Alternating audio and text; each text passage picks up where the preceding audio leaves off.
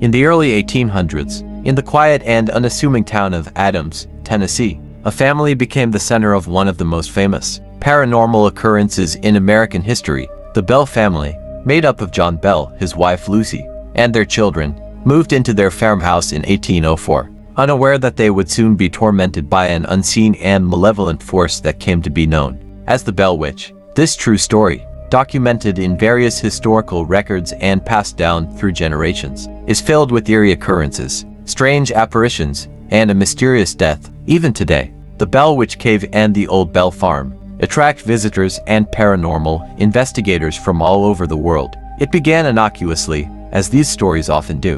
In 1817, John Bell noticed something strange on his property. He spotted a peculiar creature near the edge of his fields, an animal that looked like a hybrid between a dog and a rabbit. Startled, Bell shot at the creature, but when he approached, it had disappeared into thin air. He dismissed it as a trick of the mind and went about his business. But that night, strange noises filled the Bell household. The family heard loud thuds on the walls of their cabin, as though someone or something was banging to get in. At first, John thought it might be animals trying to nest in the wood, but as the days went on, the activity grew more sinister. The sounds inside the house became increasingly disturbing: scratching, knocking, and a faint voice whispering incoherent words. The Bell children began complaining of their bed covers being pulled off in the middle of the night by an invisible force. Some nights, their pillows would be thrown across the room, and the walls would vibrate with unearthly groans. As time went on, the malevolent force became more aggressive, particularly towards John Bell and his daughter, Betsy. Betsy would awaken with red handprints and welts on her face as though someone had struck her. Objects moved of their own accord, and on several occasions, family members witnessed items, like chairs or dishes, fly across the room without explanation. The family could no longer dismiss these happenings. The haunting became the talk of the town, and neighbors began visiting the Bell house to experience the strange events for themselves. To their horror, many visitors witnessed the same supernatural occurrences. One neighbor, William Porter, claimed that the spirit tried to suffocate him in his sleep. Finally, the voice of the entity grew clearer, and it identified itself as Kate Batts Witch. Kate Batts was an eccentric and reclusive woman who lived nearby. She was known to have a long-standing feud with John Bell over a land dispute. Rumors circulated that she had cursed John Bell before her death, swearing revenge. Many in the town began to believe that this curse had followed John and his family in the form of a vengeful spirit. The entity was soon simply referred to as the Bell Witch. The Bell Witch seemed to take particular delight in tormenting Betsy. One evening, while Betsy was playing outside with friends, a ghostly figure of a woman appeared under a tree, her face pale and expressionless. The children screamed and fled, but Betsy was struck down by an invisible force, leaving her unconscious for hours. No one could explain the violent attacks on Betsy, and she began to fall ill. The once vibrant girl became weak and withdrawn. Her fiancé, Joshua Gardner, tried to help her, but even he began experiencing strange events whenever he visited the Bell home. The Bell Witch despised Joshua and made it clear that she did not want Betsy to marry him. She repeatedly whispered threats into Betsy's ears during the night, and once even warned Joshua to stay away, promising something terrible would happen to him if he didn't.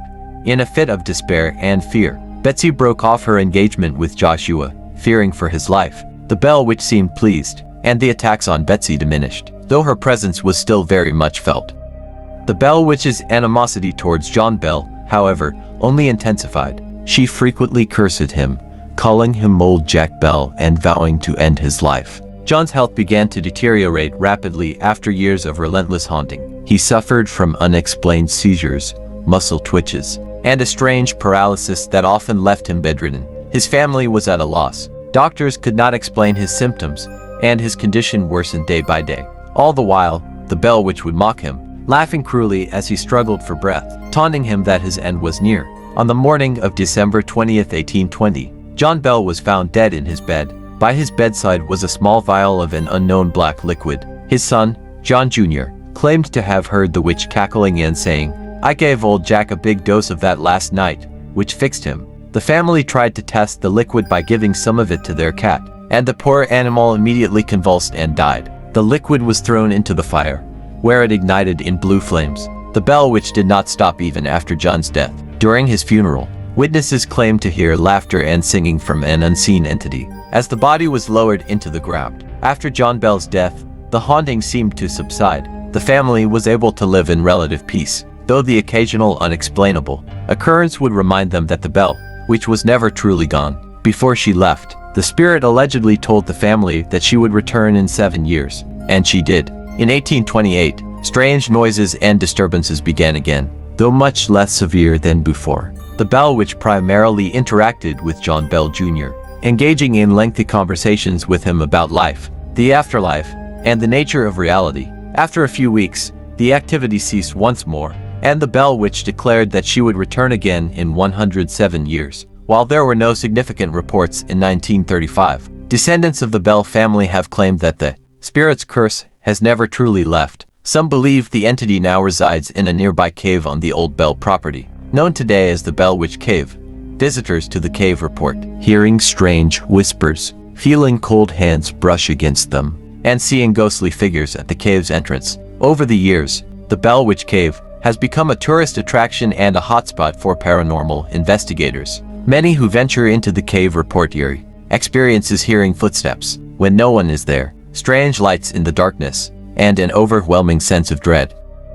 One of the most famous modern encounters occurred in the 1970s when a group of researchers from a paranormal society visited the cave. One of the investigators, a skeptic by nature, ventured too far into the cave on his own. He later claimed that he felt a cold, invisible hand wrap around his wrist and pull him deeper into the cave. In a panic, he screamed for help, but when his colleagues arrived, they found him lying unconscious, his face pale as though he had seen something too terrifying to speak of. Since then, countless visitors have experienced strange phenomena, but no one can fully explain the origin or true nature of the Bell Witch. Some say she is a spirit born of vengeance. Others believe she is a demonic entity, while some think she is merely an urban legend magnified by time. But as Halloween approaches each year, locals in Adams, Tennessee, warn curious thrill seekers to be careful when visiting the Bell Witch Cave, for those who enter may just encounter something far darker than they ever imagined. This terrifying true story continues to live